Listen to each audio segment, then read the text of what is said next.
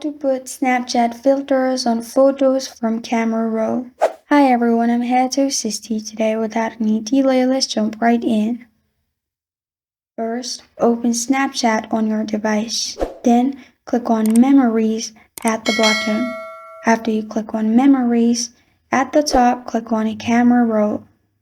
After you've clicked on Camera Roll, you'll find all your photos. Select the photos you want to put Snapchat filters in. Then click on Add a Lens at the bottom left corner of your screen. Now you will find all the filters. Simply select the filter you want. Then press on the circle option. It will take a picture. After that, you're good to go.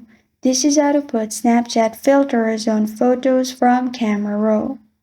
Thank you for joining me today. If this video helps you out, please leave a like and subscribe for more. Got a question or want to suggest a topic? Comment below. Thank you for watching.